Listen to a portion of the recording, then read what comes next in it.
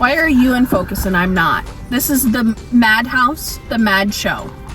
Because you have to scoot in like this. No, you're in focus and I'm talking. You gotta sit up closer. I'm not sitting up closer, dude. Because then it's gonna look like this. Look at that. No one wants to see this.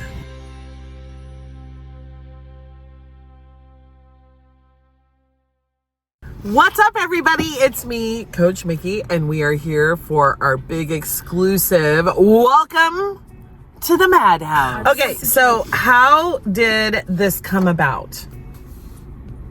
Like the name, the studio, Yes. The name is a play on words on my name because, you know, my name is Madeline.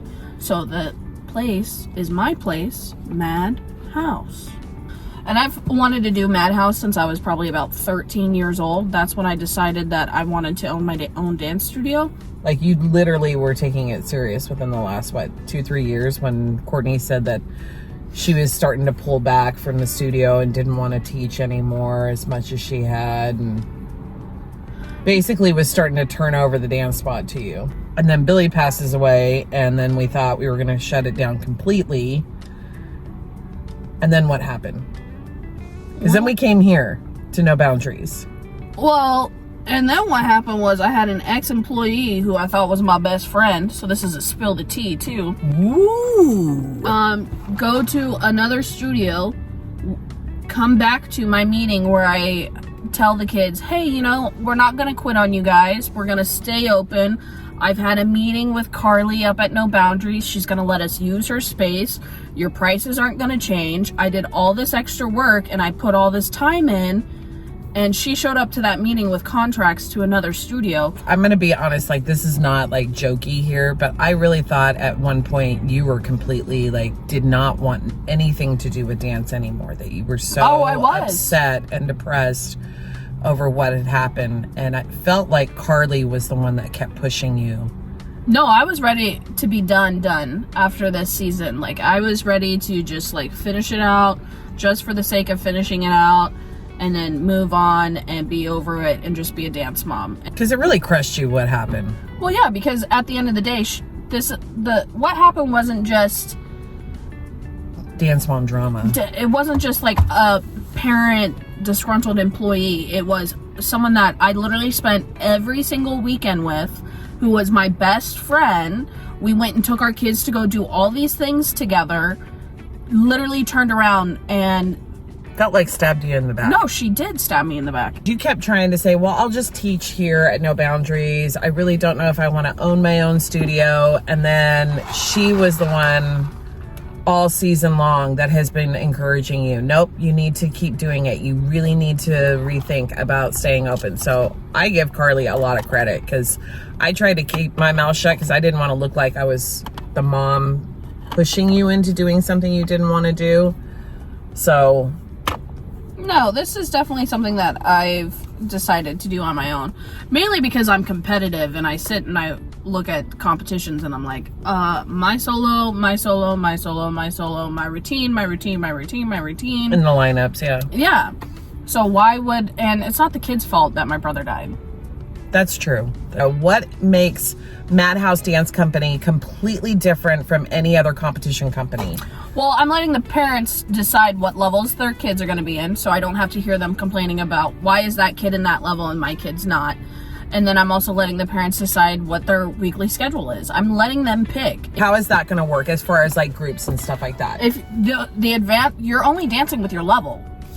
Gotcha. So novice kid levels, you're only dancing with novice kid levels. Intermediate kid levels, you're only dancing with those intermediate kids. Advanced, you're only dancing with those advanced. We are not going to intermix, except for one routine. One routine. What is the philosophy behind Madhouse Dance Company? Is it about artistry or is it about competing? Well, I don't, like, yes, there is, dance is an art. I agree 100% with that. But parents around here do not look at it as, I have this 3-year-old who just did these awesome turns and I think she's going to be such a good artist. That's not how they're looking at it. They're looking at it as, that kid's got a sport. I just found a sport for that kid. You're treating it as more like travel softball. Yes. Like any sport, the more you practice, the better you are. You know. Parents around here look at it as a sport. They want to see those accolades of wins, whether it's solos, duet, trios, or groups. They don't care as long as their kid is getting some kind of validation. Well, at least you're honest. Right. Trying a whole new outlook on dance competition world. When is this happening? I technically have already started right now. It's happening right now. Right. So what's the inside tea on that? There is no inside tea. You just have to sit and wait. There will be some dancers competing under Madhouse Dance Company this April and May. And Possibly nationals. possibly nationals. Ooh. I'm going to be setting up a Patreon account. And you can click on that link down below, and you would have to pay it's like a donation fee. It's going to go in towards helping us build the studio and, you know, get it all ready to go for our new company. But that's where you're going to get the inside track, because I am not posting anything on this social media except for in our Patreon account. You'll get all exclusive behind the scenes of like what's happening with Madhouse Dance Company and where we're at, and building process and where we're going to be and all that kind of stuff. So if you want that tea, you gotta join our Patreon account. We're not dropping the tea on the location as of yet. It will be in Topeka. We have a lease agreement that is in her email. What's your dream of what Madhouse Dance Company would be like in, say, 5 years? 2,000 students. You think that's a reasonable, realistic goal, or is that... No, that's why it's called a dream. A goal would be 100 students. Right. How big will you let your companies be? As big as they want to grow. That's cool. I'm not going to have a cap. So say I don't know where I fit. I'm willing to make the commitment to any level. How does that work? Well, it's not based on technical ability, and I think that's what people get confused by, because you can teach technical ability. Right. It's based on how much you want to practice and how much you want to pay. So somebody who's never danced before, you're going to put them in the advanced level? That doesn't make any sense.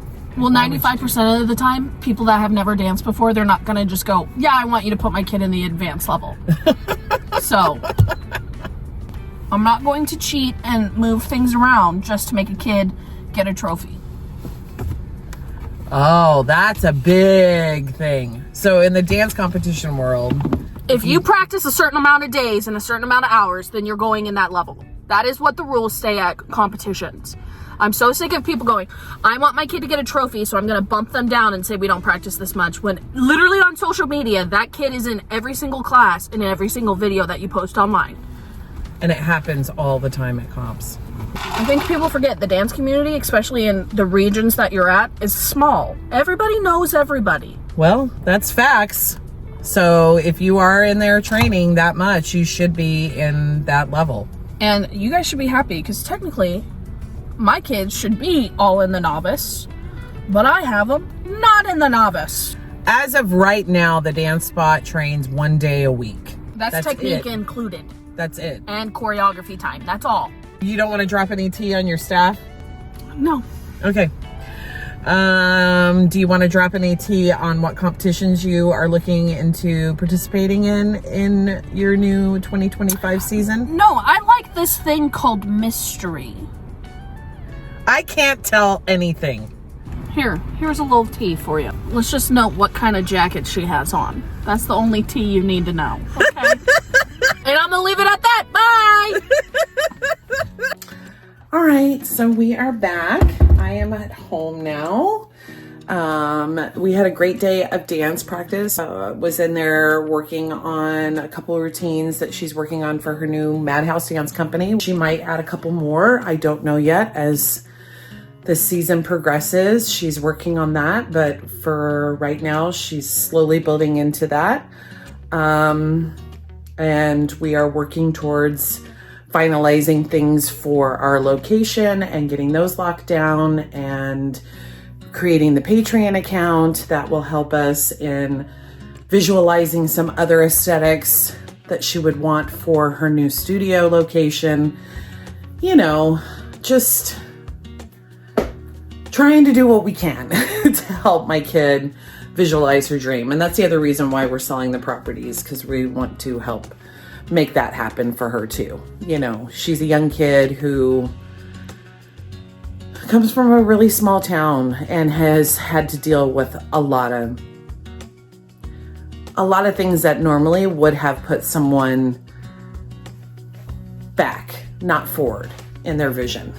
Not only is it that she lost her brother who she used to dance with, she was slowly losing her sister who was helping out, and now she's starting a family and lives 2 hours away. So it's harder for Courtney to be the full concept of what they used to be at the dance spot. And then, you know, that fatal blow of like having someone who she thought was a really good friend of hers kind of burn her in the beginning of this year. So with everything that kid has been through, and the fact that she's a single mom and she's trying to do the best that she can with her students that she has right now and pushing towards a future, I'm really proud of my kid. I'm really proud of her being able to muster up the courage to try and do this under all of those kinds of circumstances and still be proud to create a new vision for a whole new group of kids. Moving into the big city is a big deal. And you have to look at it this way. Our kids, our small town kids, have had to compete against big city studios for years. They had their odds always stacked against them anyway, but they still held their own. They still pushed forward. They still were able to pull off amazing accomplishments. So I'm very excited for the future for not only her, but all of the students that want to join up with us. Stay tuned. We have lots in store for this season and lots in store for this new adventure that Madeline is under. And I'm just so proud of her that she's willing to do this. It's a big, big step for a small town kid like this. So here we go. A whole new adventure in store for our little small town dance family. And to everybody who has supported her and encouraged her to stay open and stay moving forward, I can't thank you enough, because she really needed it. Our whole family did. This has been a really hard transition in our lives. It's been an emotional roller coaster to say the least. So thank you again, guys. Before I go, happy Easter to everybody. This time is about rebirth, new life, resurrection, and this is the perfect time for us to resurrect what we thought would be no more.